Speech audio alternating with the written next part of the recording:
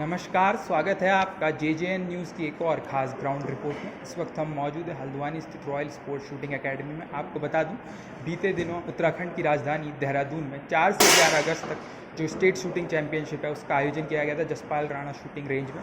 उसमें इस shooting range से भी कई सारे बच्चे गए थे। आपको बता दूं, करीब 25 बच्चे यहाँ से गए थे, जिसमें से 15 बच्चों का जो है वो प्री नेशनल के लिए क्वालिफाई हुआ है। साथ ही यहाँ के जो 4 शूटर्स थे उन्होंने कुल 5 पदक हासिल किए हैं। तो चलिए आज यहाँ कोच से बात करते हैं, साथ ही जो स्टूडेंट्स हैं शूटिंग रेंज के जिन्होंने उसमें मेडल हासिल किए स्टेट लेवल की प्रतियोगिता में, उनसे भी बात करेंगे और जानेंगे। तो चलिए बात करते हैं और जानते हैं। नमस्कार सर, आपका नाम?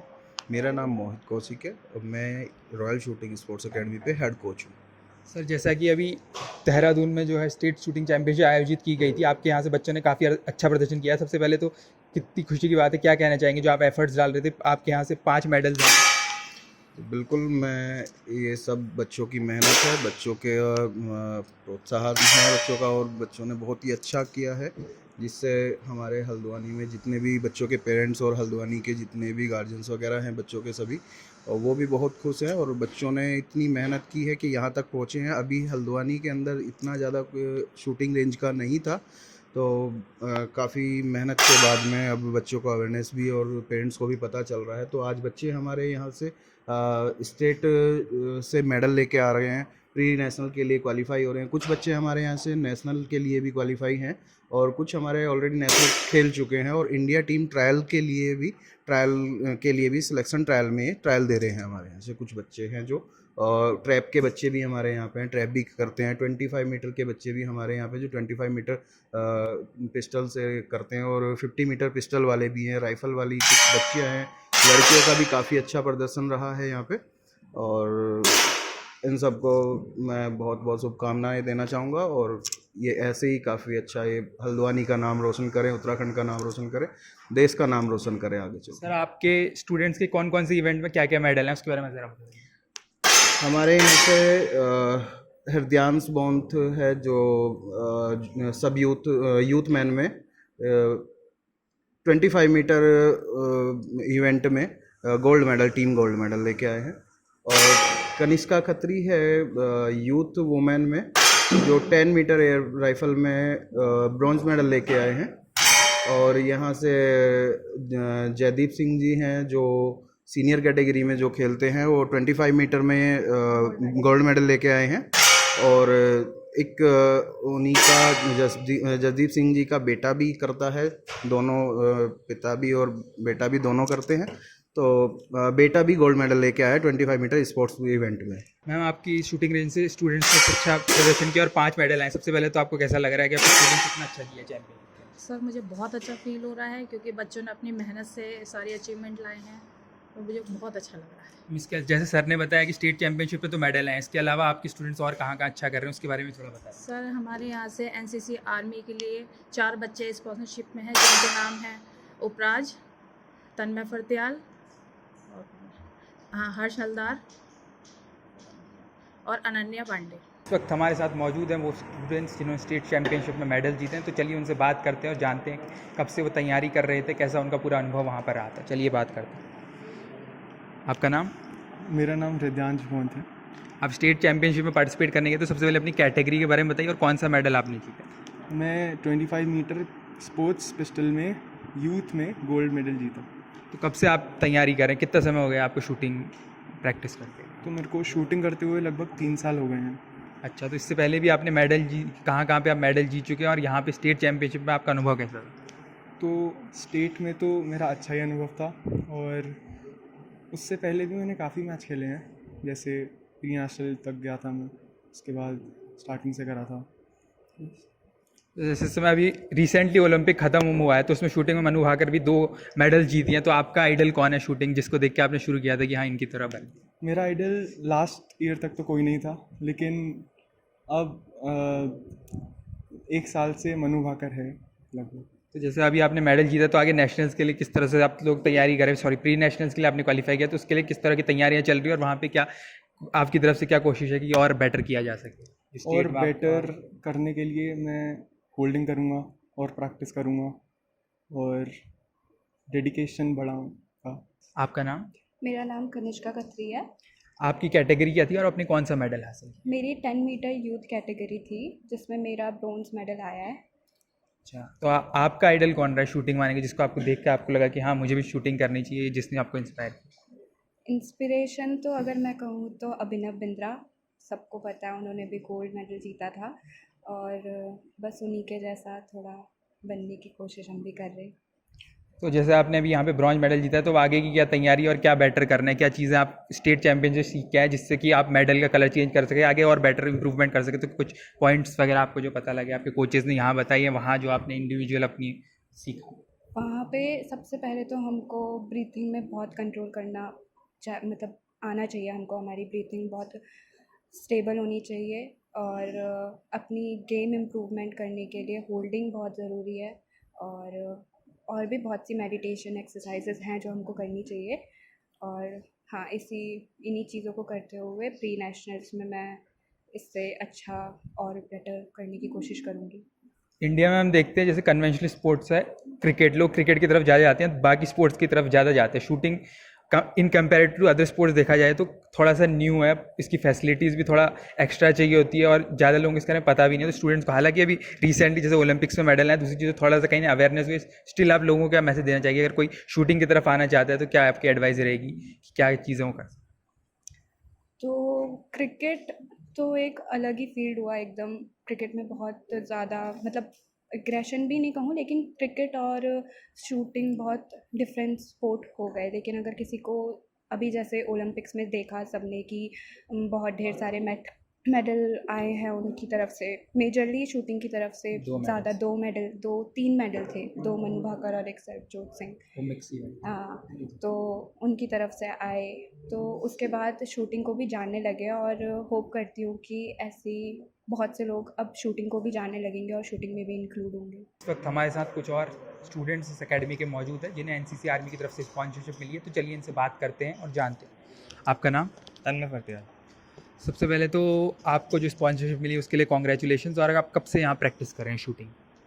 दिस मंथ 2-3 महीने हो गए यहाँ पर आए हुए। अच्छा, आप लोग स्टेट चैंपियनशिप के लिए गए थे, तो वहाँ का एक्सपीरियंस कैसा रहा? एक्सपीरियंस बहुत अच्छा था वहाँ का। हम सब ने क्वालिफिकेशन कर लिया है। अच्छा, आप प्री नेशनल्स के लिए क्वालिफाई हो गए। हाँ, आप कौन सी कैटेगरी में शूटिंग कर रहे थे? अपनी कैटेगरी में बता दीजिए। यूथ। ओके, और वहाँ पे कैसा एक्सपीरियंस था स्टेट चैंपियनशिप इतने बड़े लेवल पे जाके? किस तरह का एक्सपीरियंस रहा? वहाँ पे काफ़ी जगह बड़े बड़े शूटर्स आए, तो क्या लर्निंग एक्सपीरियंस रहा? एक्सपीरियंस काफ़ी अच्छा था, नए नए लोगों से मिला, कुछ सीखने को मिला। आपका नाम? अनन्या पांडे। आप कौन सी कैटेगरी में गए? 10 metre air pistol youth women. Okay, तो आप भी प्री नेशनल्स के लिए क्वालिफाई? जी। तो वहाँ पे कैसा, सबसे पहले तो स्टेट लेवल पे जाके कैसा एक्सपीरियंस था और क्या क्या कुछ न्यू लर्निंग्स आपने सीखी वहाँ से, उसके बारे में थोड़ा सा बताइए। बहुत कुछ सीखने को मिलता है जब हम मैच खेलने जाते हैं। बहुत सारे लोग होते हैं, हम सबके साथ पार्टिसिपेट करते हैं, तो हम अपने शॉर्ट कमिंग्स ढूंढ पाते हैं और बहुत कुछ सीखते हैं मैच में। प्रेशर कैसे हैंडल करना है, टाइम मैनेजमेंट और बहुत सारी चीज़ें। तो जैसे आप लोग अभी प्री नेशनल्स के क्वालिफाई हो गए, तो वहाँ के अब क्या तैयारियों में और क्या एफर्ट्स डाल रहे हैं आप लोग कि वहाँ पे अच्छा कर सकें? वहाँ के लिए पहले एक्सरसाइज और मेडिटेशन बढ़ाएंगे ताकि फोकस बढ़े, और मैचेस हम ज़्यादा से ज़्यादा यहाँ पे कोशिश करेंगे कि मैचेस करें, और ताकि हमारा वहाँ पे अच्छी परफॉर्मेंस हो। यहाँ पे तो सिर्फ स्टेट में 30 या 40 लोगों के साथ हम करते हैं, वहाँ पे हम 100 लोगों के साथ compete कर रहे होते हैं, तो वहाँ पे प्रेशर ज़्यादा बढ़ जाता है। आपने मेडिटेशन का जिक्र किया, तो शूटिंग में कितना इंपॉर्टेंट है? बिकॉज शूटिंग में फोकस बहुत होता है। जैसे अभी रिसेंटली ओलंपिक गेम्स खत्म हुए, हमने देखा पॉइंट से मेडल बच जाते हैं, 0.1 0.2 से मेडल का कलर चेंज हो जाता है, या जो एथलीट हो जाते हैं बाहर हो जाते हैं। तो ऐसे में मेडिटेशन कितना इंपॉर्टेंट है? मेडिटेशन, फोकस, ये चीज़ें कितनी इंपॉर्टेंट होती है शूटर के? मेडिटेशन बहुत ज़्यादा इम्पॉर्टेंट रोल प्ले करता है आजकल शूटर के लिए। जैसे मनु भाकर 0.1 के स्कोर से उनका सिल्वर मेडल रह गया, वरना वो सिल्वर के लिए क्वालिफाई कर जाती। इसलिए फोकस बहुत ज़्यादा ज़रूरी है। हम साइड्स पे बिल्कुल फोकस्ड रहें थ्रू आउट द मैच। जितने भी 60 शॉट्स हम चला रहे हैं, तो उसके लिए मेडिटेशन बहुत ज़्यादा ज़रूरी है। आपने मनु भाकर का जिक्र किया, तो मैं आइडल पूछना चाहूँगा, आपके आइडल मनु भाकर ही हैं, कोई और शूटर को देख के आप इस तरफ नहीं? मैं किसी को भी देखकर इस तरफ नहीं आई थी। मैं खुद से ही एक बार मेरे स्कूल में शुरू हुआ था, तो मेरे को खुद से लगा कि मुझे ये करना चाहिए, मुझे बहुत पसंद आया। वैसे मैं स्पोर्ट्स में थी नहीं, ये एक बहुत डिफरेंट काइंड ऑफ स्पोर्ट्स है। ट्रेडिशनल स्पोर्ट्स से काफ़ी डिफरेंट है। यूजुअली बच्चे स्पोर्ट्स स्कूल में क्रिकेट, हॉकी ये चीज़ें करते हैं, तो शूटिंग थोड़ा सा शूटिंग डिफरेंट था, नया था, तो मैंने ट्राई करा, मुझे अच्छा लगा, इसलिए मैंने आगे करा। और वैसे तो मेरे हिसाब से मैं खुद की आइडल खुद को ही समझती हूँ, मैं खुद से इम्प्रूव करने की कोशिश करती हूँ। और ऐसे कोई आइडल नहीं है। हाँ, आप इंस्पिरेशन लेती हूँ मैं मनु भाकर एंड बहुत सारे लोग हैं, जैसे सरबजोत सिंह बहुत ज़्यादा अंडररेटेड हो गए हैं इस टाइम पे, उनसे भी इंस्पिरेशन लेनी चाहिए। वो एक फार्मर के बेटे हैं, वो भी बहुत आगे आए हैं, उन्होंने भी बहुत चलिए काम चलिए, all the best for pre national. आपका नाम? मेरा नाम है हर्ष हालदार। आप कौन सी कैटेगरी में गए थे? मैं गया था 10 मीटर सब यूथ में। तो कैसा एक्सपीरियंस था वहाँ स्टेट लेवल पे जाके, चैम्पियनशिप पे? आप यहाँ पे प्रैक्टिस कर रहे थे, उससे पहले वहाँ स्टेट लेवल पे जाके कंपटीशन कैसा था और क्या कुछ आपको सीखने को मिला? वहाँ पे जैसे कि हम लोग गए थे तो वहाँ पे बहुत सारे लोग एक साथ खेल रहे थे, तो कंपटीशन तो लेवल बढ़िया था। जैसे कि यहाँ पे हम प्रैक्टिस करते हैं, हमको सिर्फ 10 लोग मिलते हैं। जैसे कि यहाँ पे 10 रेंजेस हैं, हम 10 लोग के साथ ज़्यादा से ज़्यादा 10 लोग के साथ कम्पीट कर पाते हैं। लेकिन वहाँ पे ज़्यादा लोग थे, कंपटीशन बढ़िया था और बहुत सारे स्किल्ड लोग आए थे, हमसे बहुत ज़्यादा स्किल्ड, बहुत कम स्किल्ड भी आए थे। तो एक टाइप से हमको बहुत ज़्यादा नॉलेज भी मिली, हमको प्लस पॉइंट्स मिले अपने हम जानने के। जैसे कि हम जो गड़बड़े करते हैं वो उनका हमने उनको देखा और उसके हमने अपने आप में इम्प्रूव किया, टाइमिंग बढ़ाई अपनी, टाइम मैनेजमेंट, ये सब चीज़ें। चलिए, और अभी आप जैसे प्री नेशनल के क्वालिफाई किए हैं तो प्रिपरेशंस अब लेवल अप करनी होंगी क्योंकि वहाँ पे कंपटीशन भी आप हो जाएगा, उसके बारे में क्या बताना चाहेंगे कि प्रिपरेशंस कैसे हैं? वहाँ पे प्रिपरेशन के लिए जैसे कि अभी हम जाएंगे प्री नेशनल्स के लिए, तो अभी तक तो हमारा मैच 40 शॉट्स में निपट जाता था। अब हमारा लेवल बढ़ गया है तो हमारे शॉट्स भी बढ़ जाएंगे। प्रैक्टिस में हम नॉर्मल 100 शॉट्स यूज़ करते हैं और मैच वैसे 60 तक का होगा। और उस वजह से अपनी इम्प्रूव, जैसे कि हमने अपनी शॉट्स बढ़ा दिए, उसके बाद टाइम ज़्यादा देते हैं यहाँ पे। उसके बाद एक जैसे कि टाइम लिमिट सेट करके कि इतने टाइम में हमको कंप्लीट, एक टाइप का टाइम टारगेट, और अपने आप में सेल्फ मैनेजमेंट करके हमको सब कुछ मैनेज करना पड़ता है।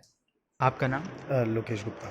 आप भी स्टेट चैंपियनशिप में गए थे, आपका कौन सा इवेंट था? थोड़ा सा अपने इवेंट के बारे में बता सर दीजिए। मैंने 2 इवेंट खेले थे, एक 25 मीटर पिस्टल और दूसरा एक ट्रैप शूटिंग का खेला था मैंने। ट्रैप शूटिंग मैंने 3rd टाइम पार्टिसिपेट किया है। ओके। लेकिन ड्यू टू सम रीज़न्स हमारे कुमाऊँ के अंदर कोई भी ट्रैप की रेंज ही नहीं है, जिसकी वजह से यहाँ के लोग प्रैक्टिस ही नहीं कर पाते हैं।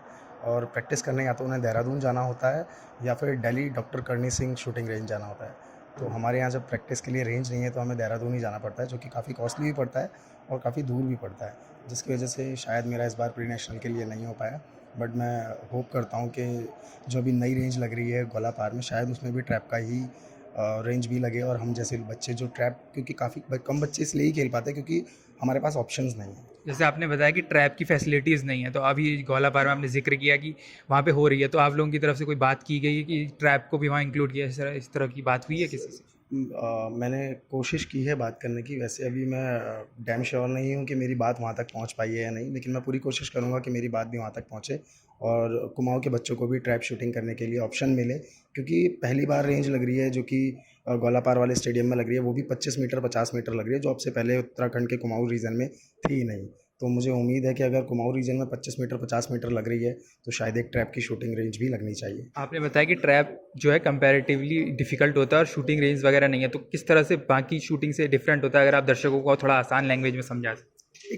एक तो ट्रैप ज़्यादातर जो है वो सरकारी जो स्टेडियम्स हैं उन्हीं में ही हो पाता है। प्राइवेट लोगों को लाइसेंस ही नहीं मिलता है। प्राइवेट शूटर्स हम जो होते हैं, हम लोगों को खेलने के लिए ऑप्शन नहीं मिलता, क्योंकि गवर्नमेंट आपको डायरेक्ट ट्रैप की गन चलाने को देगी नहीं, क्योंकि उसमें 12 बोर की गोलियां डलती है, डबल बैरल गन होती है, काफ़ी बड़ी होती है, इंपोर्टेड गन्स होती हैं। इंडियन दुनाली से तो वो गेम नहीं खेला जा सकता, तो वो उसके लिए वेपन्स भी महंगे लगते हैं और इक्विपमेंट्स भी बहुत महंगे लगते हैं। अगर आपको ट्रैप की शूटिंग करनी है तो अगर एक ऑन एन एवरेज एक बच्चा 20 से 25 राउंड की भी प्रैक्टिस करेगा तो उसका पर डे का खर्चा 4-5 हज़ार रुपये आ जाएगा। गन ऑक्यूपाइड करना, फिर प्रैक्टिस सेशन की फ़ीस भरना, फिर गोलियाँ, बहुत चीज़ें होती हैं। तो मेरी आपके चैनल के माध्यम से भी ये दरख्वास्त है सरकार से कि जब इतना सारा 25 मीटर 50 मीटर लग रहा है तो एक ट्रैप की शूटिंग रेंज की भी सुविधा होनी चाहिए। तो देखा आपने हमारी इस खास रिपोर्ट में, आज हम यहाँ पर एक शूटिंग एकेडमी में मौजूद थे। हमने जो यहाँ पे कोच हैं उनसे बात की, साथ ही तमाम जो स्टूडेंट्स यहाँ से स्टेट चैम्पियनशिप पे गए थे उनसे भी बात की, जो ट्रैप शूटर हैं उनसे भी बात की, और कुछ स्टूडेंट इस एकेडमी के जिन्हें एनसीसी आर्मी की तरफ से स्पॉन्सरशिप दी गई उनसे भी बात की। कैमरा पर्सन से कहूँगा एक बार आपको चलते चलते दिखाएं मेरे पीछे तस्वीरों में। आप देख सकते हैं शूटिंग रेंज में तमाम लोग शूटिंग कर रहे हैं, साथ ही यहाँ पे कई जो छोटे बच्चे हैं वो भी मौजूद हैं। कैमरा पर्सन से कहूँगा आपको विजुअल्स दिखाएँ। इसी शूटिंग रेंज से स्टेट चैम्पियनशिप में बच्चे गए थे। 15 स्टूडेंट्स शूटिंग रेंज से जो है वो नेशनल से क्वालिफाई किए हैं। तस्वीरों में आप देख सकते हैं यहाँ पे काफ़ी छोटे छोटे बच्चे भी शूटिंग की प्रैक्टिस कर रहे हैं और कहीं ना कहीं फ्यूचर में आगे जाके ये बच्चे काफ़ी अच्छा करेंगे। जैसे हम तस्वीरों में देख पा रहे हैं कि इस समय जो है रेंज में कई कैटेगरीज में जो है बच्चे यहाँ से पार्टिसिपेट किए। स्टेट चैंपियनशिप में भी जैसे मैंने आपको बताया यहाँ से कि स्टूडेंट ने 5 मेडल हासिल किए और कहीं ना कहीं आगे जाकर ये बच्चे देश हल्द्वानी शहर और देश का नाम शूटिंग में रोशन करेंगे। फिलहाल के लिए इस ग्राउंड रिपोर्ट में इतना ही। मैं गणेश अपनी सहयोगी संगीता के साथ JJN न्यूज़ हल्द्वानी।